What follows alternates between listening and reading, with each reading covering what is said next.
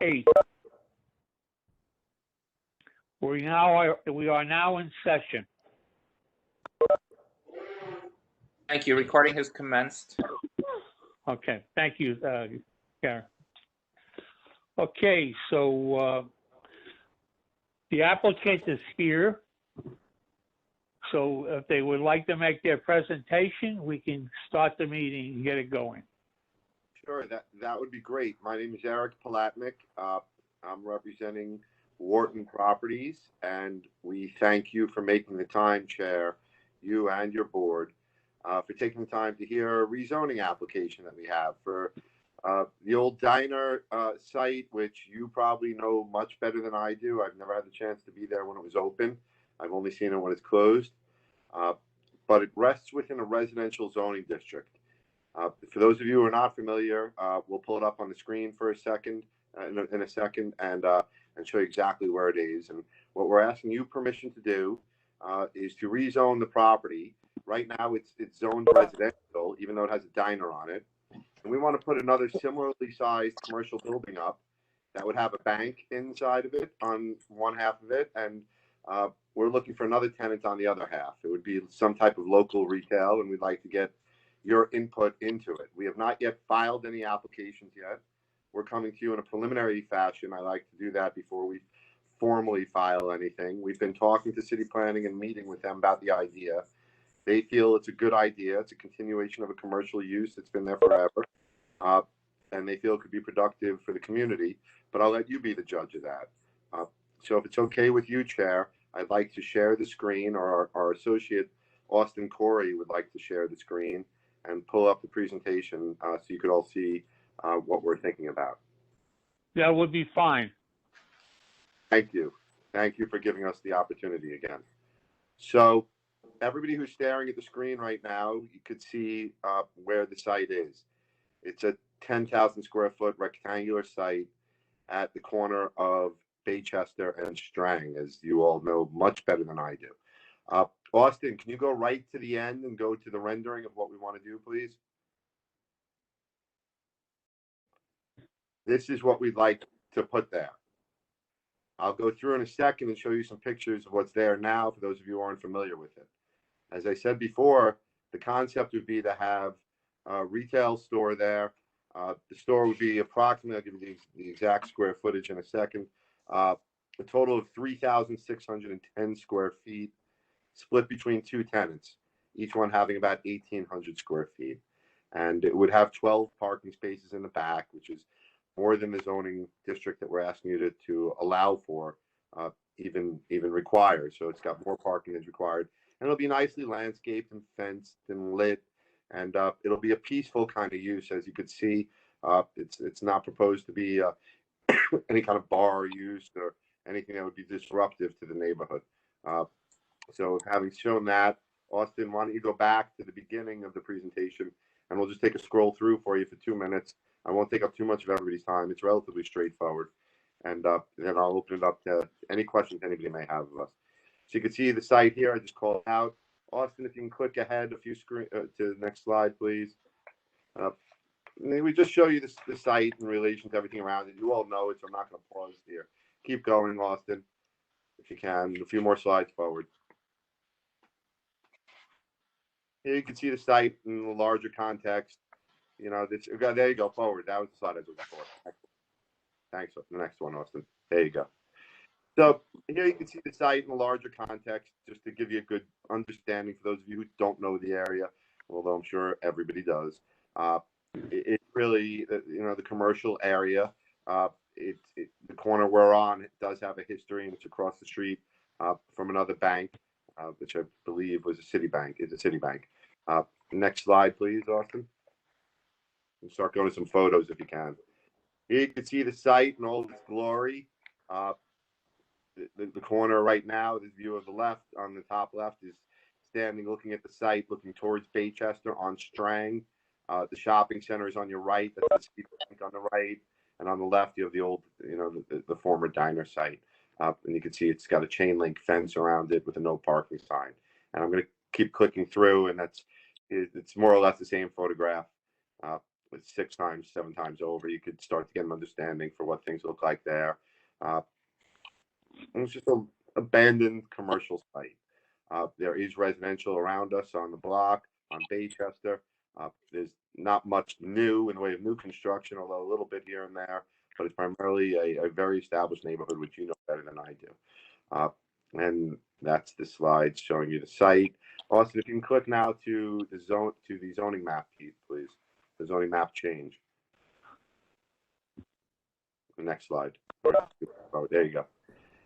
On this slide, what we're showing you on the left side is the existing zoning, and on the right side is the proposed. The proposed is depicted on the right side in the little box in the middle that has the dots around it, and it has the number 100 in the middle.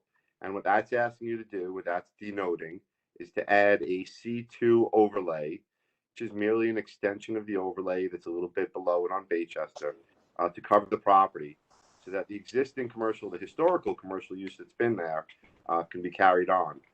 Right now, as I was mentioning a moment ago, the site is grandfathered, or was grandfathered, for commercial use. It no longer is, because it's been abandoned for too long. So there is no commercial use entitled to go on at the site right now. So the purpose of the rezoning is to request your permission to allow for commercial use to reestablish itself at this site, and to do that through a map change, which would put a commercial overlay on the property. And if you can go to the next slide, please, Austin, we'll give you some, show you what the site looks like as far as plans go. Pause right here, please, Austin. This just gives you the artist's imagery showing you, the architect's imagery, not the artist, showing you how the site would lay out. Cars would enter it along Baychester Avenue and come in through the back. They'd be parking for 12 cars, and they can leave at Strang. If you go to the next slide, please, Austin. Again, this is just showing it to you in a larger perspective. You can go to the next slide, please, Austin. Slide. And this just gives you a, this is an existing condition. Next slide, please, Austin. And here's more. This is the plan itself. But again, showing you the same thing that we were showing you before with the commercial tenancies up front.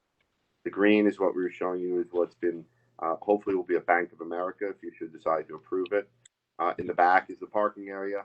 Everywhere in the back, you see some greenery in the planters. We intend to add more greenery anywhere where you see gray in front of the cars. So Steve Gambino, who's the project architect, is on the phone right now. He could talk to you about that if you wanted to hear more about his landscaping plan or fencing or lighting.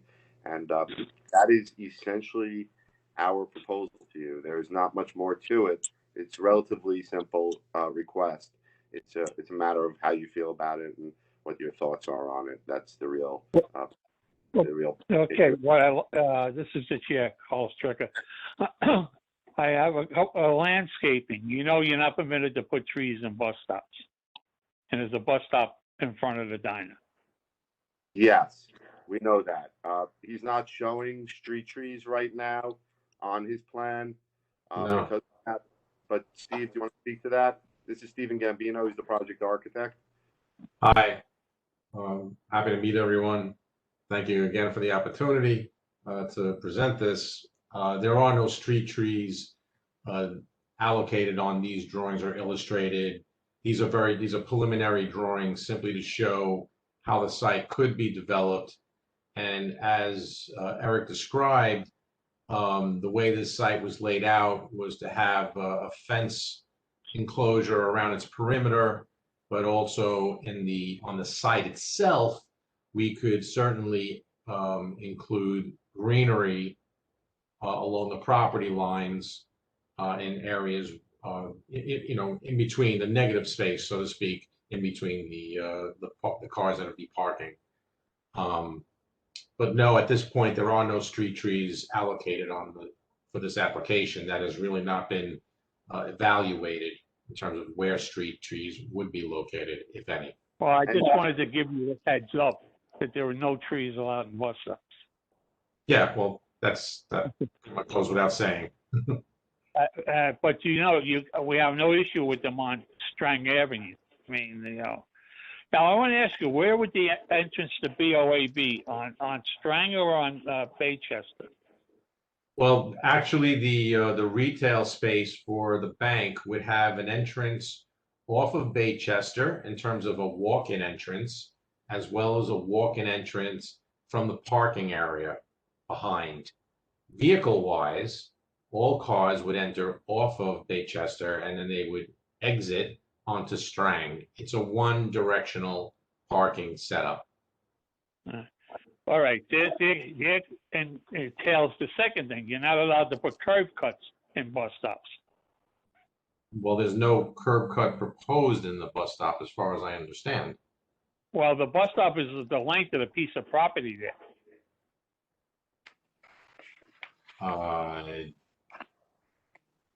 Good question. I guess we'll have to look into that. Just give me a heads up because Walgreens had to redesign their store on Boston Road because they wanted to put a curb cut in, but they couldn't put it through the bus stop. So, Chair, can I ask a question? May I ask a question of you? Thank you for the guidance. Yes, yes. Austin, could you go to page 11 of the presentation, please? It's your view 8. Go view 8, Austin. There you go. If you could zoom in maybe a little bit on that view 8. So, Chair, I don't know if you're dialing in or if you're looking at a computer screen, but if you I'm are, not. I have no screen. I'm only on phone. So maybe you've had some Sunday breakfasts at the diner or some late night coffee. But we're staring at the screen right now. There happens to be an existing curb cut when you're staring at it from Baychester on the far right.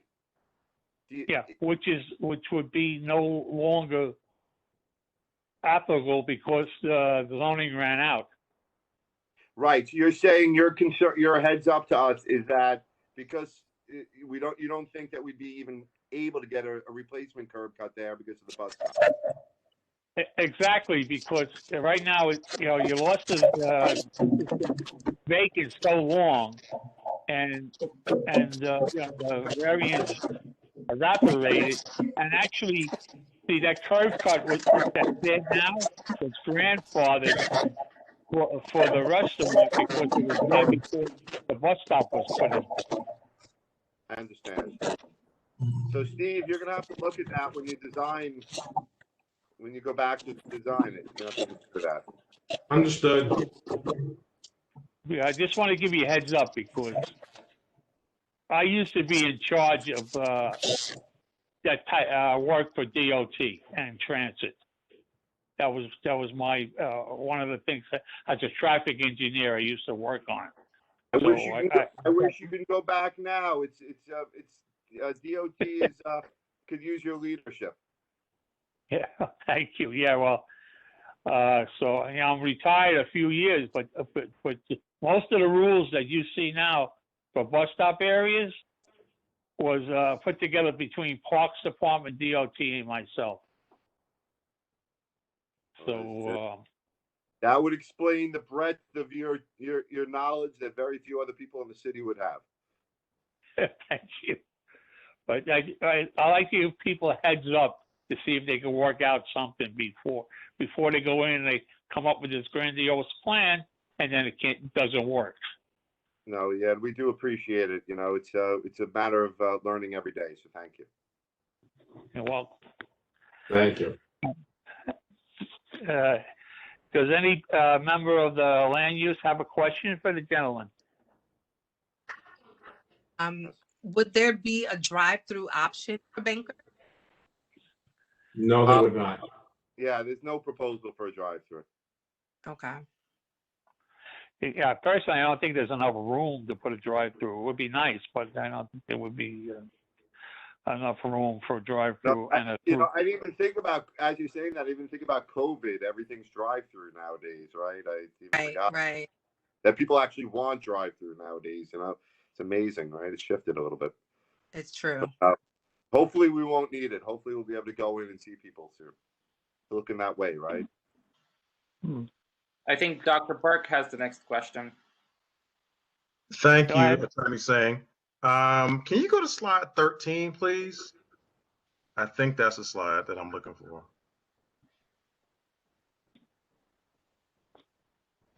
Okay. No, that's not it. I was looking for the slide where you had the drawings where you had the blue and the green. I thought it was slide 13, but it's not. Austin, yeah, one of those. Okay, yeah, there you go. So that'll do. So if I'm looking at this correctly, let's just say I'm just gonna pick the green drawing. That's gonna be the Bank of America. Is that correct? Correct. All right. So what would be then in the blue? What would you house there? We don't know yet. That's part of the reason. In addition to telling you what we're doing, it's also part of the reason why we're here to see what kind of uses people would like to see in the neighborhood. The developer is a retail developer, and they've got quite a few tenancies that come to them looking for locations. So they do like to look to things that people need when they're in a situation like this, because they don't have necessarily anybody in mind. As I said before, they like clean uses. They're in the retail business. They're not into it to have things that add alcohol into the mix and outside hangouts and things like that. So we'd like to hear what ideas you have for what you'd like to see in the area, if you had any. You know, I'm doing a job right now in another board in the Bronx, which shall remain nameless, and you know, they made it clear they don't want any laundromats. You know, they said to us, we don't want to see any more laundromats. You know, so they didn't tell us what they wanted, but they told us what they didn't want to see. So, you know, we're willing to hear what's going on, what your thoughts are. But if you don't have any, that's fine too. I mean, well, we don't have it right now, but I'm certain that, we can develop something in the coming days. So, I mean, again, I think for the most part, a lot of these people are seeing this for the first time. So, that it would almost be unfair to say that we don't have any ideas. It's just that right now we don't, have anything off the top of our head because there's, from what I'm hearing, that could be a multi-use facility. Yeah, and let me tell you the good news too is we're not going anywhere. We're just starting the process. We're doing what's known, and I'm sure you all know, as a rezoning. We're not even close to being certified at city planning, which means, and I like to meet before as I go through a process and keep discussing it. So we're happy to continue the conversation. There's no time pressure. We'll come back and we'll talk and. So I'm not trying to put anybody on the spot with it coming up with any kind of list tonight or anything like that. Now let me ask this question because I'm looking at something in the renderings on Strang Avenue and I think Mr. Stricker brought this up. I'm looking at where I see trees on the as I look at the outbound lane. I'm looking at a rendering from trees for both on both sides of that. So no, not that one. I was looking at the slide before. So so let me ask a question. Are those the trees that are currently there? No, someone's going ahead of me. Go back to the one where Austin, where's the blue and the green superimposed. Right. So I'm looking right here. So if that's you look existing. That's Google Earth.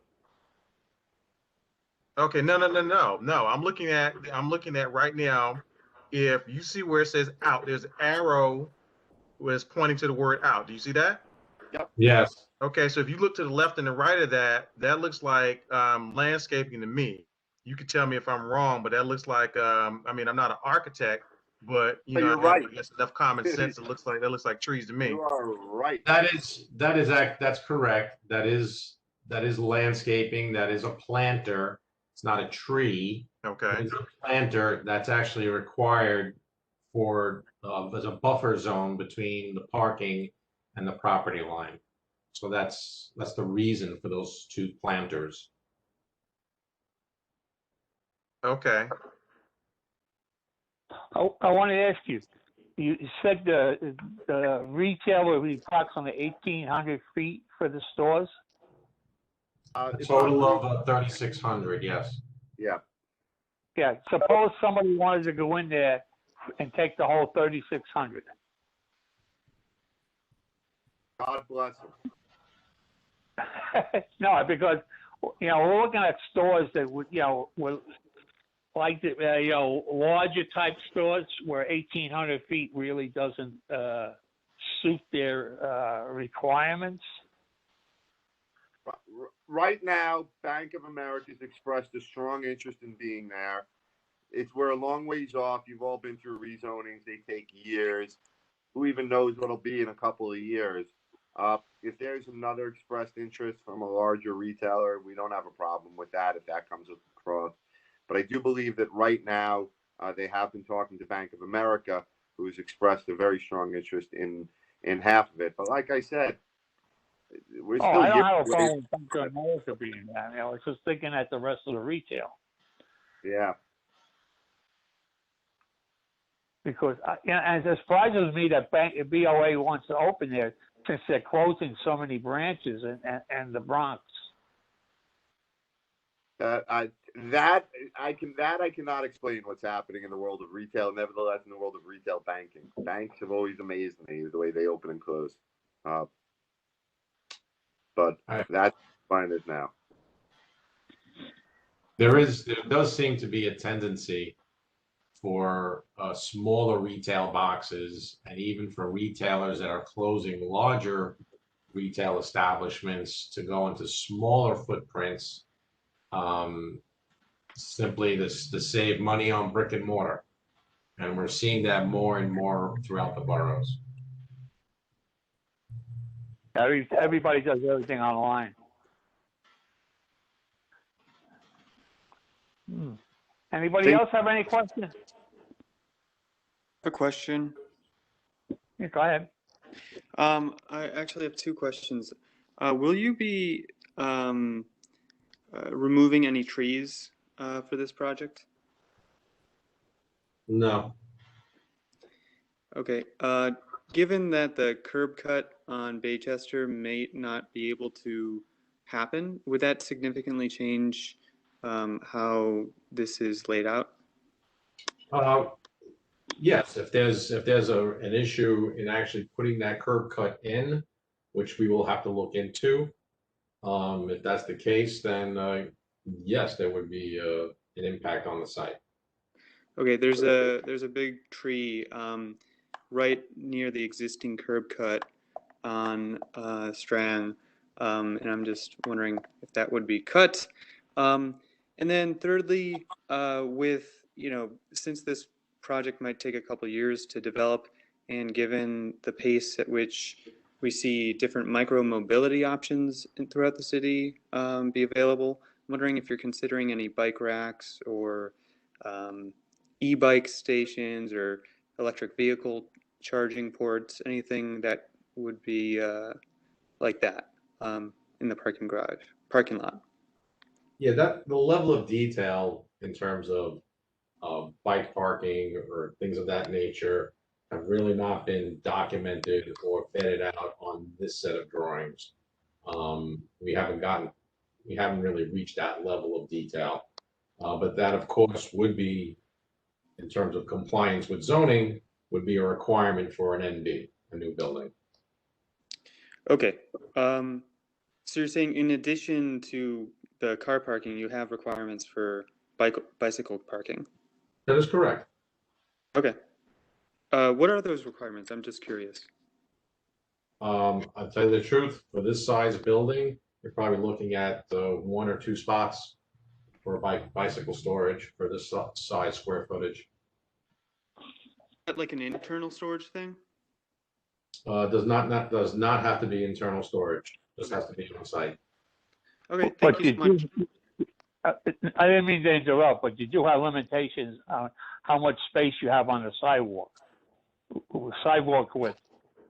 Well, there's a walkway in the back of the building. That's not sidewalk. The buildings are right directly on the sidewalk, and that's not where we would propose any bicycle storage, of course. Okay. Okay, Thanks, that's guys. good.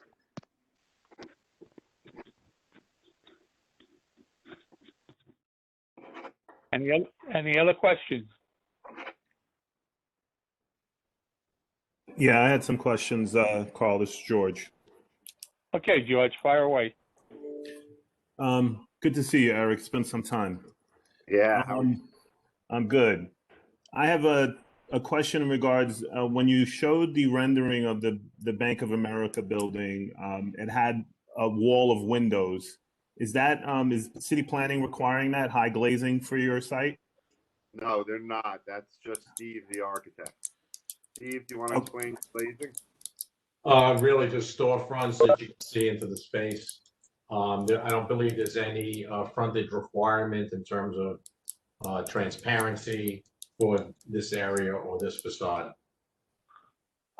There aren't any requirements, but you would be willing to put that in if that was a request of the community board, just for aesthetic purposes, make it look nice.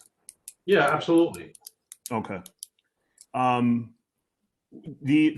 always try to use these opportunities as the learning opportunities for our board. How long is the site sat vacant? Do you know? If you know the history. I know it must be well over 5 years. Yeah. Oh, no, it's closer to 10. That's what I'm saying. It's well over 5 years. The reason I ask is you're not attempting to do a BSA. You're straight up going for a rezoning, which we think is fine. Yes. Can you explain why you decided to go that route instead of the BSA? Yes, I can give you Derek Palatnik. The BSA is, as you know, is an action that's temporary in nature, as you can see right now. You know, where a property owner ends up in a dilemma in the future. So when properties change hands, people die, records get lost, and then a neighborhood is left with the repercussion that you have here, which is the sole reason the property is rotting away is because of paperwork. It's got nothing to, there's plenty of interest in the property. So the rezoning gives the owner an opportunity to not be subject to, obviously, to any future restrictions. It allows easier financing. It allows easier tenancies. It's just easier from an owner's perspective. So that's why we decided to do the rezoning. Okay. And it makes better sense from a land use perspective. It's more consistent as far as to what you can expect in the future. Yes. No, and to go even further, oh my God, I lost my train of thought on there. But I guess, in the same vein, you don't know when the BSA expired on this one, then, do you? I could look it up for you. I had that information at some point. Okay. No, that's fine. That would be great if you could find that for me, because we're discussing another property that's looking almost, it's not very similar, but it's the same sort of thing. And, you know, again, I want my board to see the contrast between what's going on here and what you're doing. Your rezoning is odd in that you're only doing this lot, right? You're not doing the block. Yes. And I'd like to explain that because some people could say that's spot zoning, and it is to an extent, but I'll explain why it's justified here. Austin, can you go back to the zoning change map, please? There you go.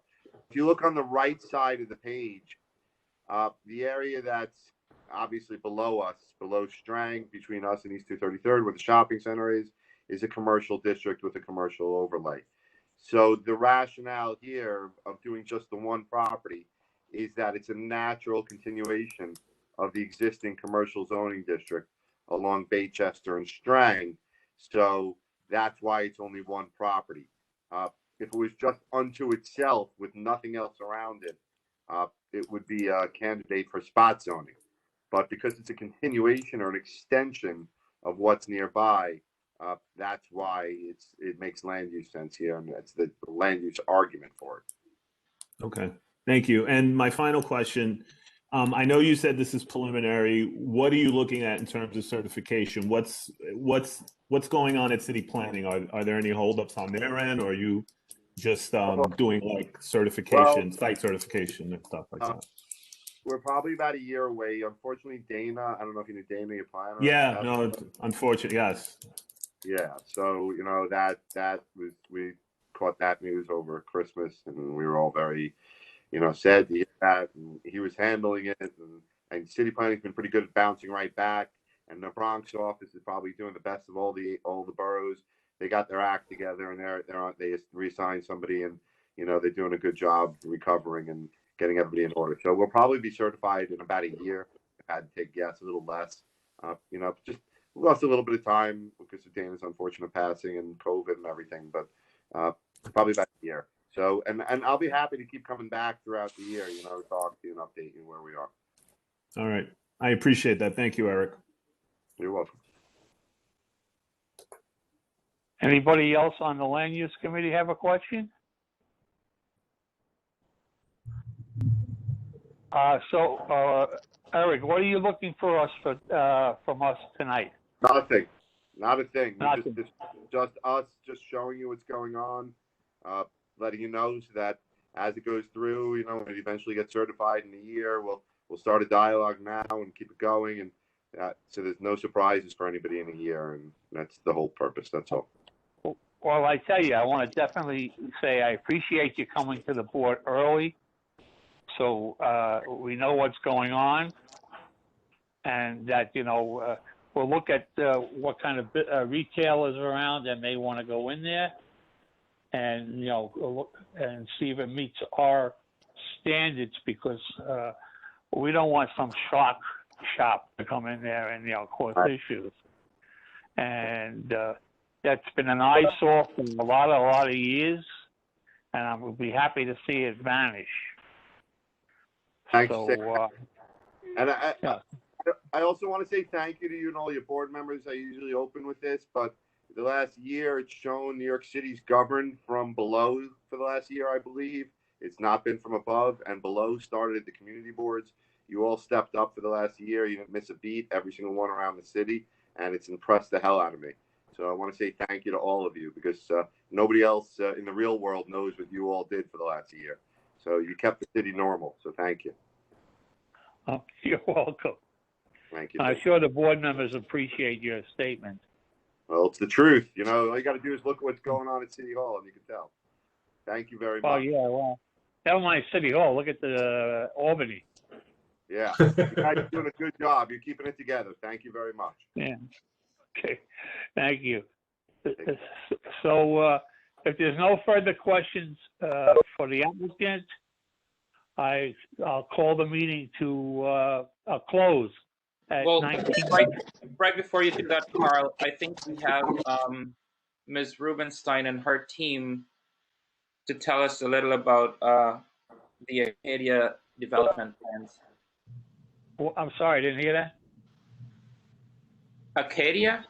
That's right. Hi, this is Jessica. Hi. Before I excuse me, Ms. Rubenstein, let me I didn't see an agenda tonight, and I was told the only thing on the agenda was Baychester and Strang. But you're more than welcome to make a presentation. I was unaware that you were going to be here tonight. Oh, well, sorry for the surprise, but we no, it's a nice surprise. Thank you. We actually didn't prepare another presentation because we didn't want to bore everyone to death showing you again what we're applying for, because I think everyone's familiar with our application to BSA for the retail development to extend the term of the variance for another 20 years. But as far as we were aware, the application was closed at the last hearing and then scheduled for a vote for tonight. And that's why we thought we were here. Not until we see the sidewalk being built. Okay, so we did submit, and I'm sure you've read the letter to your board and the BSA explaining that the owners have hired a civil engineer. We sent you the proposal with also their estimated time frame for when the sidewalk's going to be built. They're working on it now. They're working on it as quickly as they can. They anticipate starting construction within the next 3 months and getting it done within the next 6 months by September. They're working as fast as they can. No developer wants anything to move slowly on their end, but it's not just up to them. It's up to DOB and DOT and getting the right permits and the civil engineer to draft the topographical survey and get all the documents in. And so they're doing everything in their power. Just to recap, the retail development has been here for 20 years. It's been well run. And to our knowledge, until we came here in December, there has not been any complaints about the development. The street wasn't opened until the church across from Grace Avenue was developed around They started building out the street in 2016. The street wasn't finished, if you look at Google Images, until 2019. Before that, the retail development was allowed to not have the sidewalk there because the street wasn't open. This is something that everyone was aware of. DOT, DOB, they got a waiver. So this condition really has only been around for less than 2 years. As soon as we came to your board in December and you told us that this was an issue, the owners got on it right away. By the time we came back for that hearing in January, we told you that we would build the sidewalk. We committed to you in writing. We've done everything in our power to show you as much good faith as we could with the proposal, with the plans, with everything that we sent you. So all we can say is we're working on it. The developer wants to get this done as quickly as you do, but he's constrained by everyone around him. And so all we're asking of your board is to recommend approval to the BSA to extend the term of the variance for another 20 years on condition that the sidewalk be built. On the condition the sidewalk will be built. Yes. That's very important. But you know, I know Katie is a good real estate company. I've seen some of their other properties around, you know, the shopping developments they have upstate, so forth. But I'm really concerned, you know, the way the economy was, and they took a big hit in the fourth quarter last year. Last quarter they reported on an income. So I'm just concerned if they are strong enough to retain the malls they do have, and that we will get the sidewalk. See, we've been burned too many times with somebody promising something, and they don't come back, and you know, once they get what they need, they just walk away and don't do anything because they have what they want. So we would like to see as a board, and I think as we emphasized the last time, is that we would like to see the sidewalk work being done before we approve your extension on variance. And not that we don't trust you, but as we've been burned too many times. Understood. Hi, Carl. This is Dan Eggers. I'm Jessica's colleague representing Cadia. The board has made itself loud and clear in that letter that you sent to the BSA last month. And I think we want to phrase what we're respectfully requesting of you very carefully, that it would be helpful to us, and I think it would be helpful to how the board expresses its position to the BSA, that you recommend to the BSA that once the sidewalk is built, the variance be extended for 20 years. Okay. I think that's the sentiment of the board as I understand it, and I think it would be helpful to both to the board and to the applicant team if that is communicated to the BSA in advance of the hearing we have for next month. Oh, that's a fair request. As long as you said the variance will not take effect until the sidewalk is built. I believe the land use committee can go along with that, and we'll discuss that after we wrap up the discussion with you. But as long as it doesn't go into effect until the sidewalk is built, I think we can live with that. Because I just don't want to see promises made and then they never take place. And you know, and like I said, you're a reputable realty operation, but you know, the retail is not in the greatest shape, especially the brick and mortar end of it today. So yeah, okay, I understand where you're coming from. Thank you for explaining that. Thank you, Carl. I do have a question. Dan and Jessica, how does that work?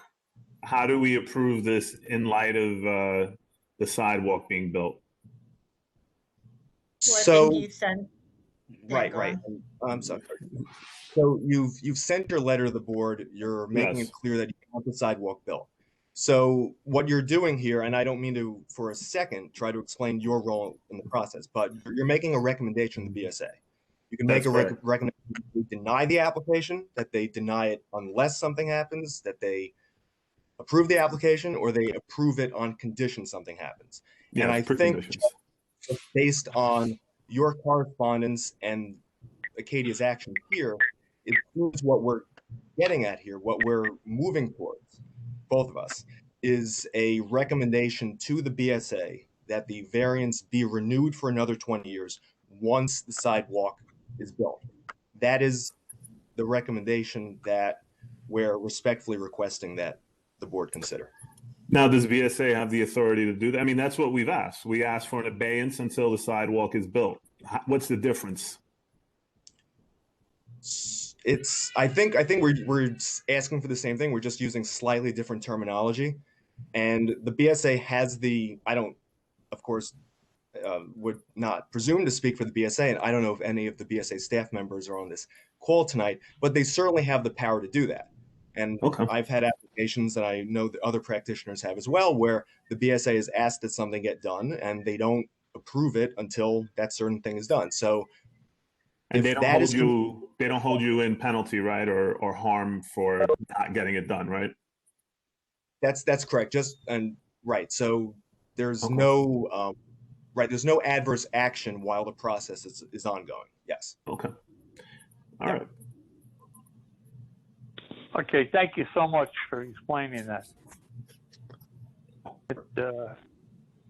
Like I said, you're a reputable realty company, and you own many little malls. There are many. I consider you a mini mall operator, and if there's any questions from the land use committee before we close this hearing and then discuss it. Carl, we're not closing the hearing and discussing anything. If we're going to have a discussion, we're going to have it right now with everybody on the call. Oh, that's exact. Excuse me. Close down on the presentation so we can vote on it. Discuss it and vote on it. We were taking a vote tonight? I think we should take a vote tonight, yes. Okay. We do have another presentation or a discussion on our HPD planning, HPD/city planning forum that we're planning to host. But again, if you want to have a vote tonight, that's entirely up to the board. Okay. Now, I will ask any board members, do you have any questions for Ms. Rubenstein? I do. I see Ursula's got her hand up too, so I'm gonna let Ursula go first, and then I'll defer to her, Mrs. Stricker, and then I'll come back. No, I just want to say real quick that I don't have any voting sheets because I didn't know we were voting tonight. Well, that's just it. Let me jump in. So I don't, I think that it would really be detrimental if we vote Mr. Stricker tonight because, again, I see the plans that they've made, that they've sent to us. And again, I think that was supposed to go out to the entire board, but didn't, but we can get that out to the board. If it did, then I apologize. So, because I know that, Ursula's pretty thorough. To that end, as our district manager keeps saying, and you even said this, Mr. Stricker, is that if we approve it now, they've just showed us plans. I don't see any sidewalks. So, although I appreciate Attorney Rubenstein, I appreciate, Attorney Edges and that entire team that they have there, I think it would be ill-advised for us to vote this evening. That's just my opinion. I think that we need to wait because I don't care what developer comes here.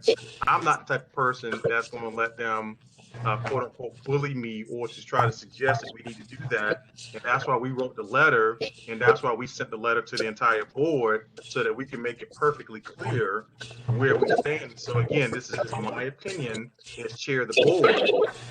In my personal opinion, I think it's ill-advised if we vote this evening, Mr. Stricker. I think that we need to wait and let's see something being, I mean, like I said before, plans are nice, action is better.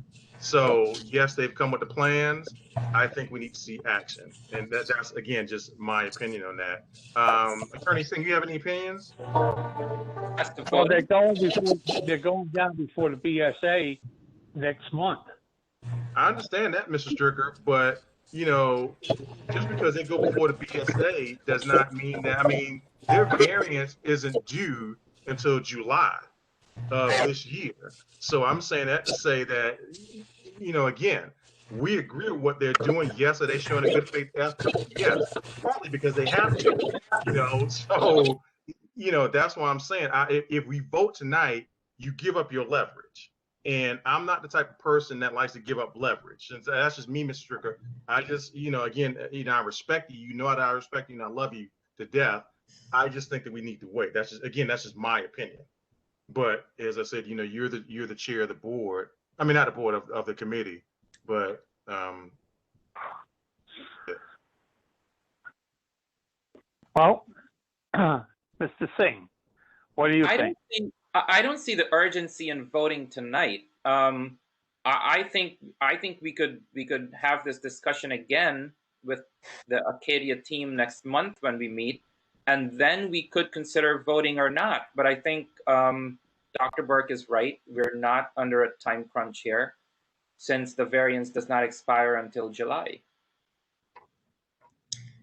Well, we expect construction to start like mid-May, maybe June-ish. So would the beginning of construction satisfy you in order to vote on the application? Would that be enough to show you that construction started? They're not going to just leave you hanging? I think that's a little bit more of a cogent factor to consider than what we have tonight. And I think that will be quite a persuasive turn of events when that happens. Because we anticipate construction starting before the July expiration, but not finishing. So we're going to fall out somewhere in the middle. If you're in the process, that's a good I'm sorry? sign. If you're in the process of building it, that's a good idea. That's a good sign. Mm-hmm. Hello. Right. I think it's more likely than not that we might vote in favor if we see there's a shovel in the ground and construction starting. Hello. Hello.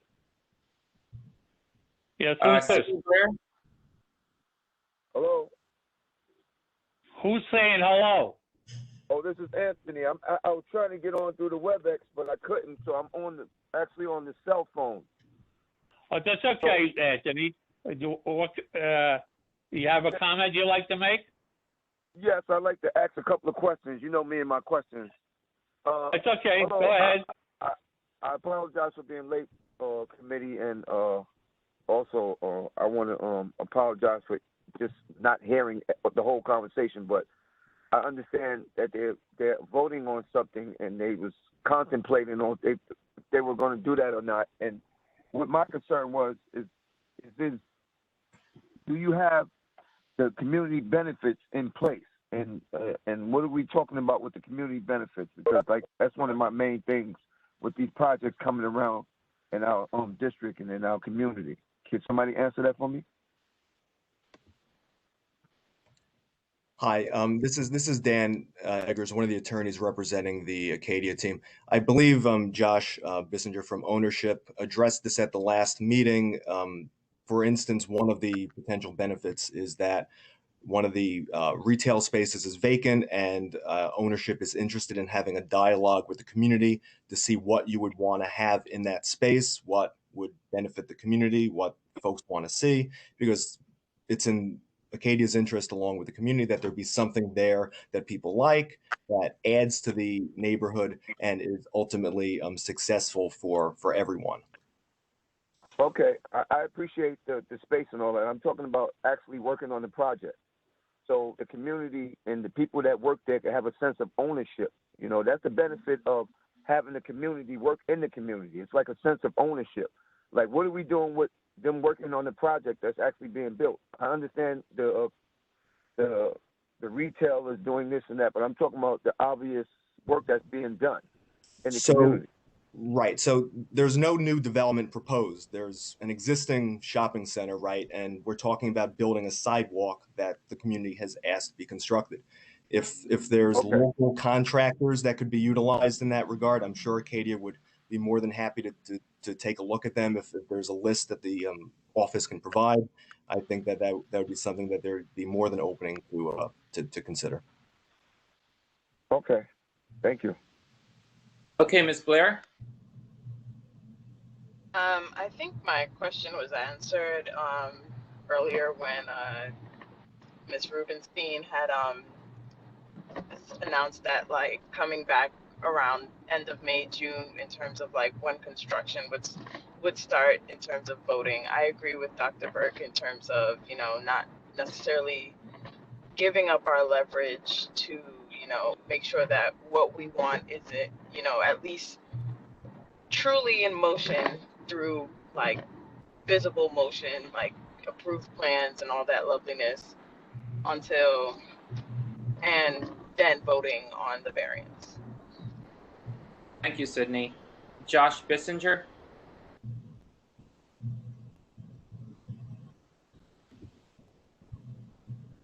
Josh, go ahead. You have your hand up.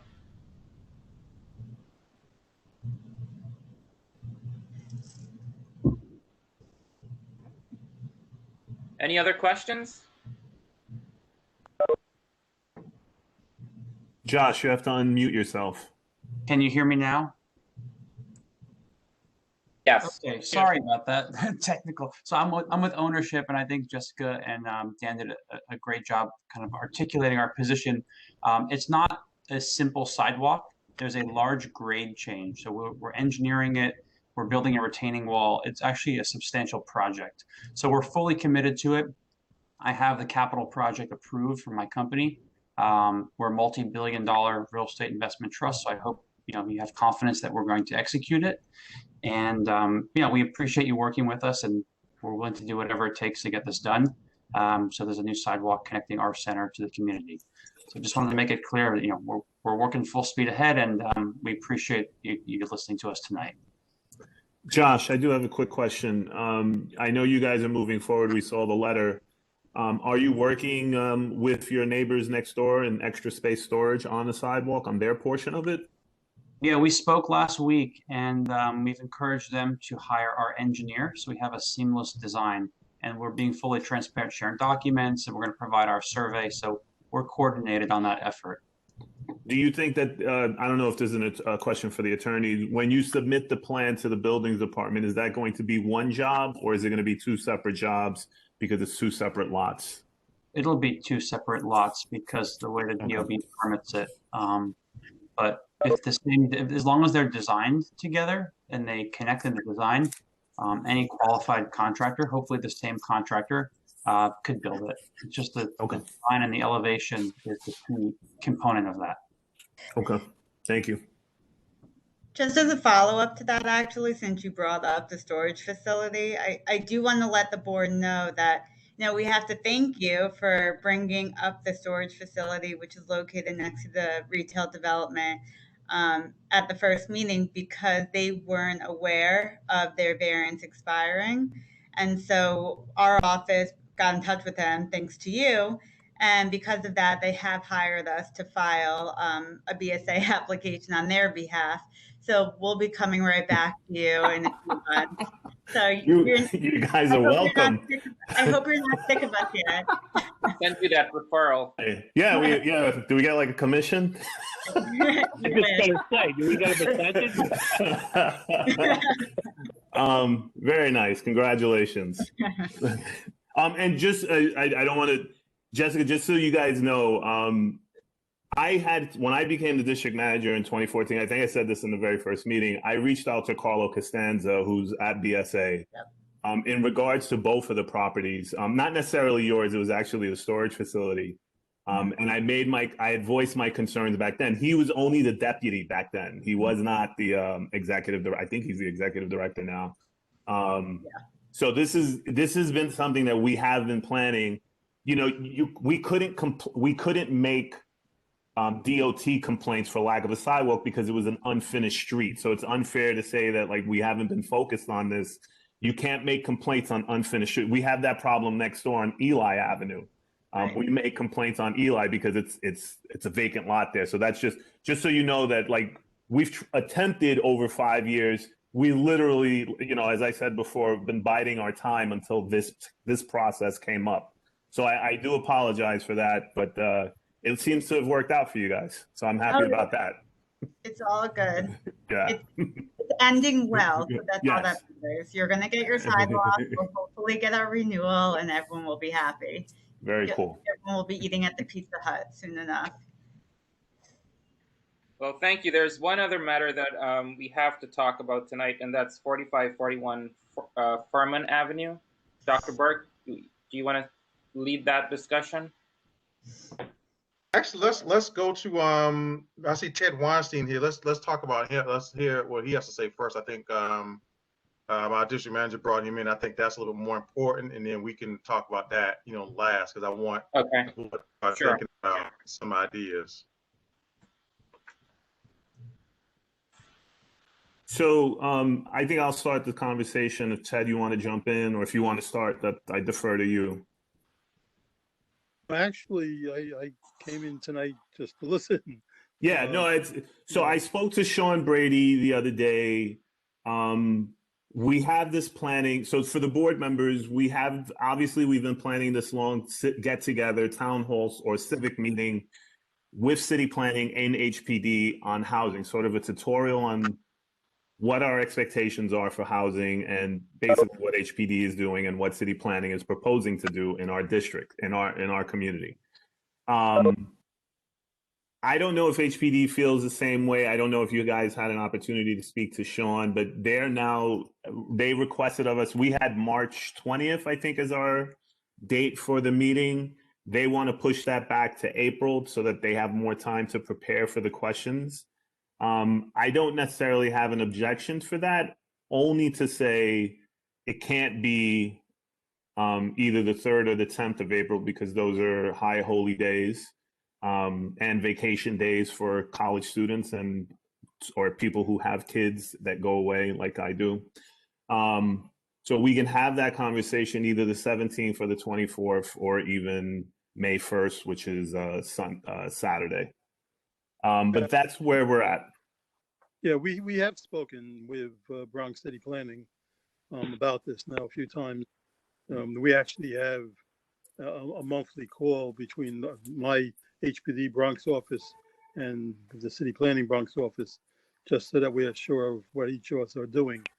And so we have started speaking to this. I've also spoken to my staff a few times about starting to prepare for this and how we might. And so I'm more like you have in mind is really the question. I know you did send us a list of questions. The majority of the questions, between city planning and HPD, the majority of the questions you sent would be more geared toward HPD than toward city planning. And what we could do, we could start off with just like an introduction. There've been a number of times that various community boards in the borough have asked me to just give a basic tutorial on, and we're focusing, because that's what my unit does, focusing on new construction. And so I've been asked to explain how do we do that? What do we offer? Like I often say, we offer, land when it's available, financing and tax benefits. And we deal with city-owned sites and private sites. And then I go into a little more detail about what the steps in the process are.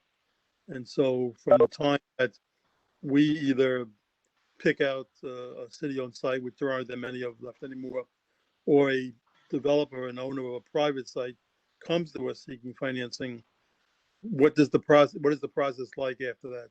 what are the steps? How do we proceed? And till we get to the point where, something actually will get built. And so we can start off with that, which is really the basic but essential. And then we can get into, I suppose, the specific questions that you've sent, and try to explain as best we can, the responses to those questions.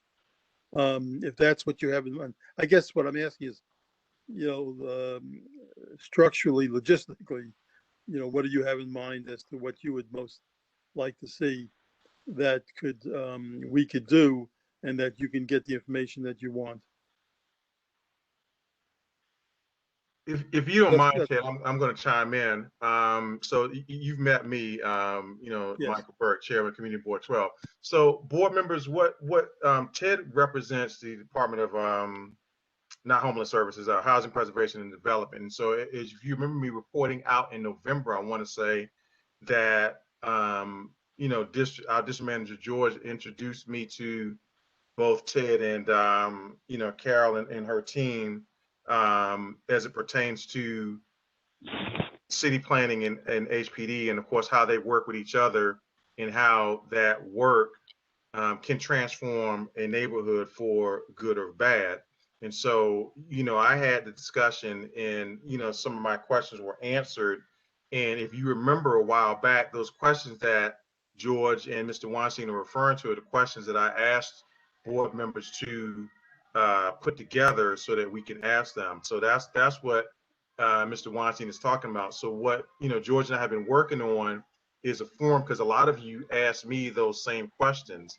And please forgive me, there's an idiot outside that's blasting his radio. So if you hear the new music outside, that's what you're hearing. So I apologize. I'm gonna just try to speak louder until he passes.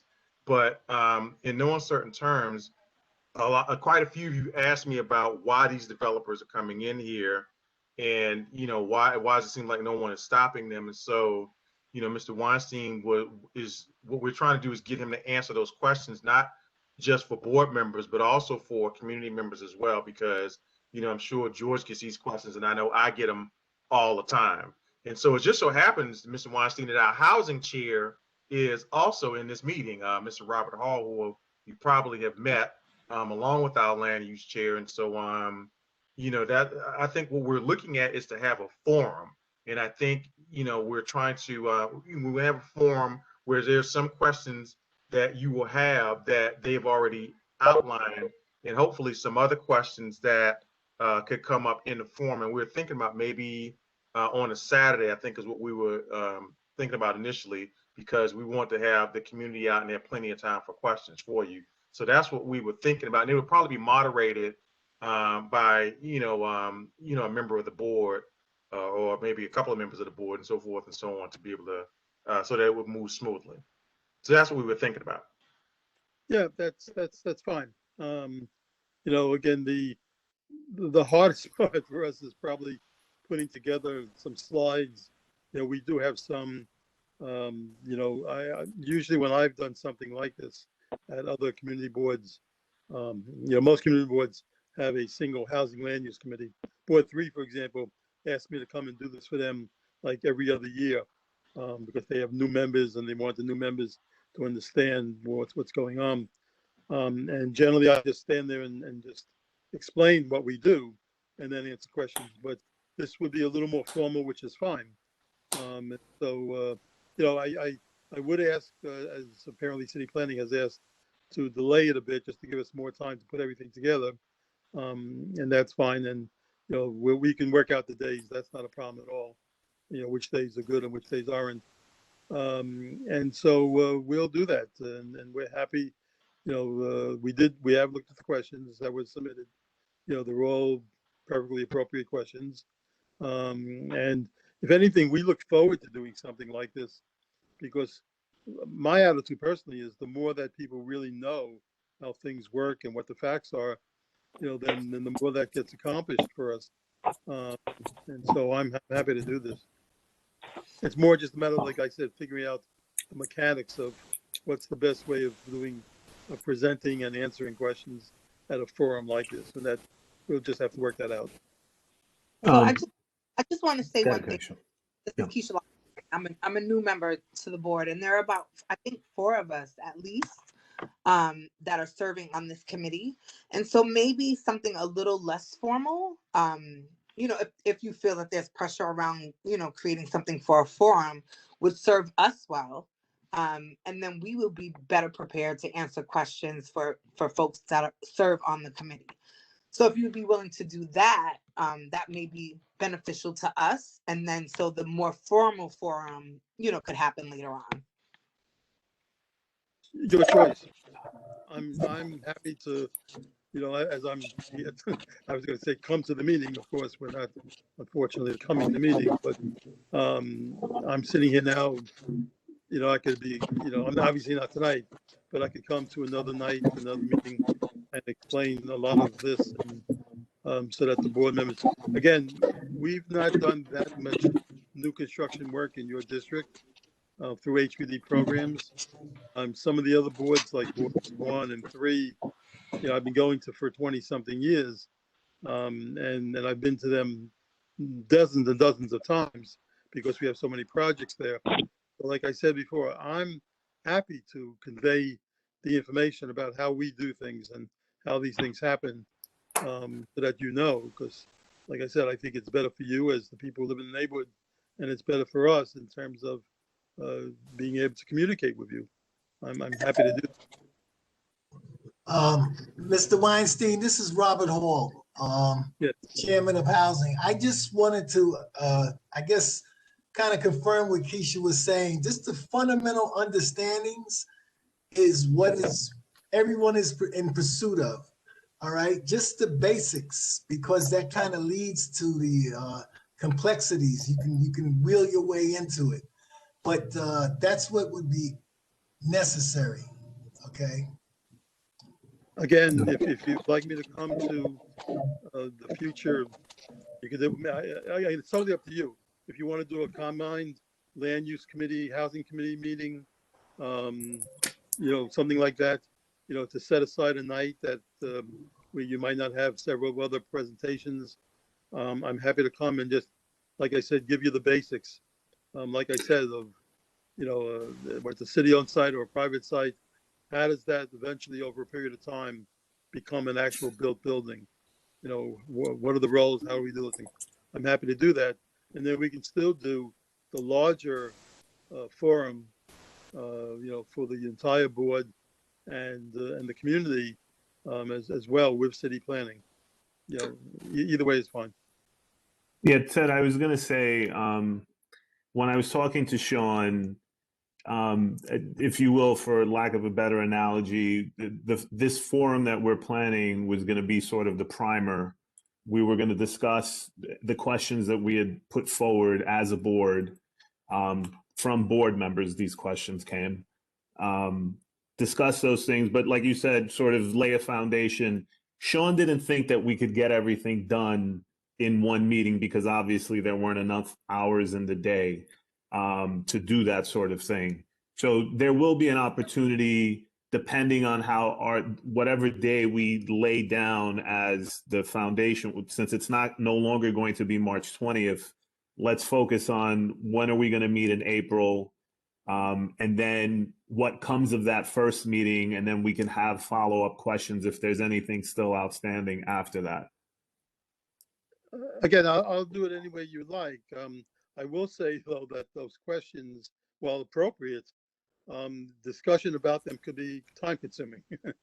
Yeah, I would imagine. Yes, especially the ones as they come to for homeless services and stuff like that. Right. So, And then another thing, some of them, there were some questions that sort of involve HPD, but also homeless services. But they would, again, it would take a long time to really adequately answer them. And you're not going to have homeless services there. We try not to speak for them. But again, I'm happy to do it however you want. But again, I would just say, if you did want me to come just to a meeting of the land use committee or land use housing committee to explain the basics, I'm fine with doing that as well. I appreciate it. Thank you, Ted. I think, Mr. Weinstein, in closing, I think what would help, I think if you remember in my meeting with you and George, I think one of the questions that were posed was, how the rezoning of 2011 fit in with the master plan. So in other words, I think part of what was discussed is what you proposed to the community board, or what they proposed, city planning that is, how did it align with the overall vision and its relationship with HPD? And so I think since we're delaying this, then I think that's something that that if we can get that together. So obviously, you have several questions that we propose, but the question then becomes, is it congruent to what was proposed? City planning proposed something, and again, to quote unquote improve the corridor. Did that actually happen? And I think if you remember during our meeting, that was one of the things that we just said that we were going to discuss. So if you could bring something like that along with city planning, so if you guys are in coordination with each other, that's fantastic, because that's going to be the $1 million question. Was that 2000? I mean, because if you remember also, I discovered that there was a 2007 rezoning that we did as well. And so, as you may or may not know, city planning is coming to us again, asking us to rezone something else. And so I think the $1 million question is what was proposed by them in conjunction with HPD, did that truly improve the White Plains corridor? And so I think that'll be a critical question as you formulate your answers to the board. That's something I think that you and city planning probably need to think about, or your agency, I should say, and city planning probably need to think about. So if you could do what that. I might suggest on that point is, particularly if it's the time that we're going to be city planning and HPD, is let them explain what they had in mind and what they did, and then we could talk about the results, like what has happened thus far, to try to fulfill their original idea, something like that. Well, I think that's critical, and so so if we can make that happen between you, city planning, George, and myself, we need to make that to happen. So whatever you need from us, just let us know. Okay, fine. Okay, thank you. So can we move the meeting? Well, sure, Mr. Stricker. I think the only other thing I would like to, I guess, maybe have us think about, and I'm glad that you're here, Mr. Weinstein, and like I said, because I've been asking George about this. So we're going to have a land use application come before us at some point that is currently zoned to M11 district. And so that is, I want to say it's 4541 Furman Avenue. So that is under what's called MIH, or mandatory inclusionary housing. Now, as many of you know, that's a program that was launched by Mayor de Blasio, I want to say in 2017, if I'm not mistaken, but George and Mr. Weinstein can correct me on that, in which, of course, they try to improve the number of quote unquote affordable housing. Now, board member, is no secret on how I feel about affordable housing, because again, what our definition of affordable housing is may be different than HPD's or the developer's definition of affordable housing. So here we have again another developer that wants to come in and put housing, right? So since when they're going to come to us asking us to rezone that from an M11, which it currently is, to a R7, because it's right on Furman Avenue, right by, if you're familiar with where the rail yard is for the number 2 and the 5 trains are, that warehouse. And so I wanted us to start thinking about ideas. And so I tasked the second vice chair, and I'm waiting on him to get that together along with our government relations person, Keisha Lago Martin, when Mrs. Martin is on the call, to get those thoughts going now so that we can be proactive and not reactive. So, that's something that I want us to think about, and maybe get an insight into what MIH is. And so for board members that don't know what that is, I asked you to read up on it, but we have Mr. Weinstein here, so we can, ask him if he doesn't mind. Well, just simply, I guess, the idea of mandatory inclusionary housing, the idea behind it was that if someone comes to the city and asks for something such as a rezoning, then the least that they could do is provide something that the city would like, such as affordable housing. And there was a tremendous amount of discussion and research and negotiation that went into this. And I remember myself having a discussion with one of our deputy commissioners about it at the time. And the feeling was to try to come up with something that would apply to the whole city. You weren't going to have laws or rules, for one neighborhood and different rules for a different neighborhood. But the basic idea was that, again, if someone comes in and wants something in the form of a rezoning, which would allow them to produce more units, a bigger building, then the least that they could do is make a percentage of those units affordable. And that's the essence of MIH, of the mandatory inclusionary housing.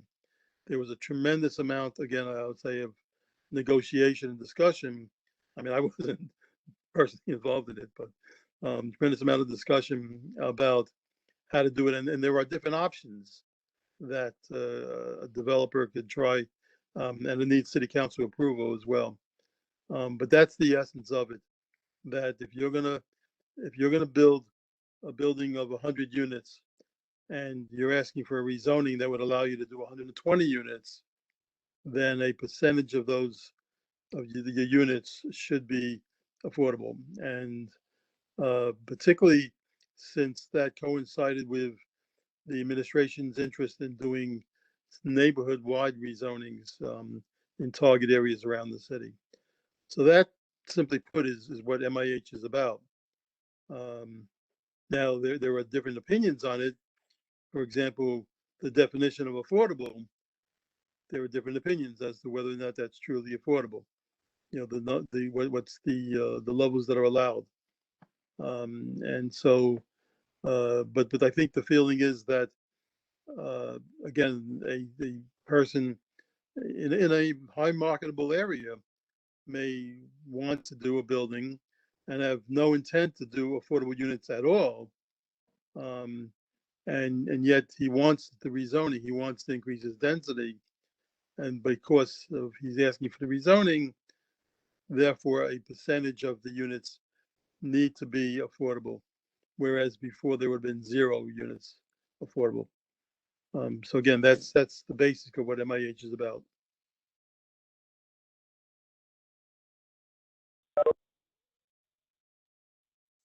I think you have to unmute. Okay. Thank you, Mr. Weinstein. I want to again show you an article because I've been telling you about this article, and it just so happens I was cleaning up my house and I ran into the article, but I didn't want to walk away while you were speaking because that would have been rude, and I'm not going to do that. So what I would ask is if anybody has a question on it. Man, I think for me, I think I can only speak for me, but I also think I speak for a good percentage of the board when I could say this. To your point, Mr. Weinstein, is that the reviews have been, for the most part, negative from what I read. If I look at the New York Times articles that I read, and I can't quote you exactly what date it was, but I read something where it says that the Blasio's program was mainly a failure. You may disagree with that, but that's what I don't know if I read it in a Real Deal or Yimby or something like that. But I can't. That's not the article I'm referring to.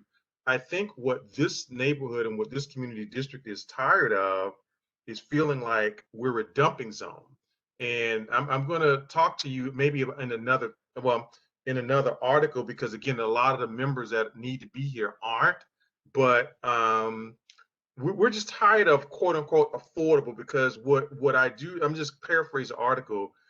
That is where the mayor is taking people out of shelters and pretty much turning them into the developers see where, they're offering above market rate.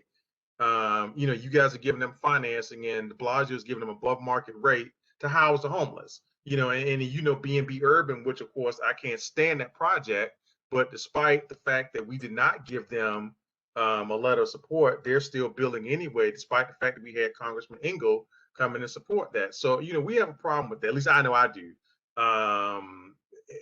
And so I think, and so to hear, again, we know it's not your fault, but that's why I want the board members to start in the lane, start thinking about this now, because it's coming soon. These developers are going to be coming within the coming months, and they're going to want us to rezone, talk about housing. So that's why, again, John, Keisha, you're up. You know, I need ideas, and I need you to work with economic development. I think if you remember me saying that, Keisha, with Ms. Benitez, let's come up with some ideas, because I'm tired of housing. And as Mr. Weinstein said, the definition of affordable can be fluid.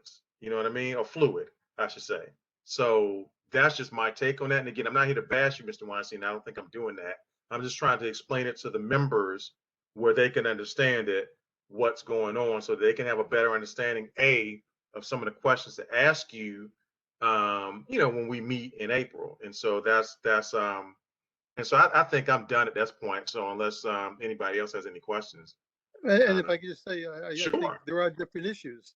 You know, the issue of MIH is one thing. The issue of what's affordable is another thing. The issue of supportive housing, you know, is another thing. And sometimes these they overlap, and very often they don't. And that's fine, you know. And like I said, we could talk about any of them, all of them. You know, and I know that you have had some situations in your district where developers, you know, said they were going to do one thing and then did something else. You know, we're aware of that. You know, mostly without funding from us. And that's another thing I'll just quickly mention is that, you know, while we do provide land and when it's available, we provide funding, more and more there are buildings being built throughout the Bronx without us, is the way I put it. That, you know, they may use some as of right programs, but something that's discretionary, such as using our funding programs, they're not using. They're getting private financing. I mean, you mentioned the YIMBY website. I look at the YIMBY website every morning because it's one of the ways for me to see, you know, for those who don't know, this is a website which takes a look at the buildings department filings, and every day they then post filings that they've seen, people who filed applications with the buildings department to build, and they pick out citywide 5 of them every morning, and then they email them to people. And so I see that every morning, and I'm seeing a lot of buildings being planned. And again, I'll say without us, meaning that the developer is getting financing from private sources from a bank, and they may be using one of our tax programs. They may be even be using MIH, although not so much of that. It's mostly the tax programs. But they are, as of right, you know, we have programs that give tax benefits where as long as you fill out the forms correctly and you follow the rules, you're going to get it. It's not like, you know, we could then say, well, we think that's not a good project for that location. If someone comes to us and seeks financing to subsidize the construction cost, that's discretionary. We can say that's not a good project at that location. And again, remembering that while we want to be sensitive to the interests of the neighborhood, we also citywide are trying to deal with a citywide housing crisis. I don't want to go into the whole presentation of the forum, but I'm saying these are the kinds of things. And like I said, you know, I know that some of the times in your district where developers have said they're going to do one thing and did something else, these were projects that did not involve HPD in terms of financing. We had one case way back many years ago, and it was actually the first project that a particular developer was doing with financing from us, and then was going to change what they were going to do. We learned about that and we stopped them from doing that. But I know, like I said, I know that, you know, you've had a number of cases like that. But again, there's a lot of pieces that together make up this whole discussion and issue, and we're happy to talk about all of them. I think your questions that you submitted cover many of the issues. As I said, I have one more, but I'm not going to ask it now. I'll send it to you privately. Because like I said, the district manager and I were just talking about this. If I get an idea, I will call him. And I think I had an idea last week, Thursday, in which, I call, Mr. Torres. I'm like, wait a minute, this new shelter that's being built is not the one that you and I discussed, but another one is in an MIH district. I was like, did you know that was an MIH district? And so, like I said, so George and I have these discussions all the time. And so just as I'm teaching myself, what's going on. So I think that's something that we need to work on, as I'm learning, and hopefully you can teach us. So I don't want to take over because I know this is Harry and Mr. Stricker's meeting. So I'm done unless that was all, unless anybody else had any questions. I'll turn it back over to Mr. Attorney Singh and let him do his duty. So I apologize, but since you were here, I just want to ask a question. So thank you to both Mr. Stricker and Attorney Singh for letting me ask those questions, and just to give the board something to think about moving forward. Okay, Mr. Stricker? Yes. I think this might bring us to the end now. I would think so. Any more questions? Anybody have any questions? If not, can I get a motion to close the meeting?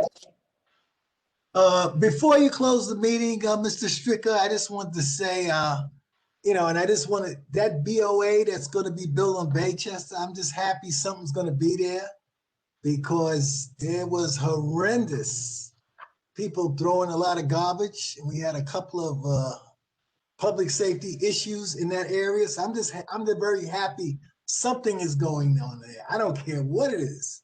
All right, but that's Robert, I agree with you. I had it up there. I said, how can this site be left this way?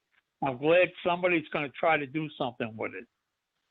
I'm with you 100% because it's an eyesore over there. That and the Getty station. The best thing can happen is that diner can be torn down and we get some decent buildings up there. I don't care if it's BOA, M&T Bank. I don't care what bank it is. But we have to be careful what businesses we let in there, because we don't want something that makes it puts the neighborhood down. We want something that when people come through, oh, look at the store they have here. Boy, that's a nice store, blah, blah, blah. So, I agree with you, Robert. That should have been gone years ago. And I thank you for your comment. Are you still there, Mr. Hall? Absolutely. I'm here. Thank you, Carl. Thank you. Okay. Is there any other comments? Otherwise, can I take a motion to close the meeting? So moved. Second? I'll second it, Mr. Stricker. Okay, all in favor? Aye. Aye. Okay, the meeting is officially closed at 20:32. Thank you for all attending. I appreciate your time out of your busy days. So thank you again. And until we meet again, have a great night. Have a good night, everyone. Good evening. Bye. Good night. Bye.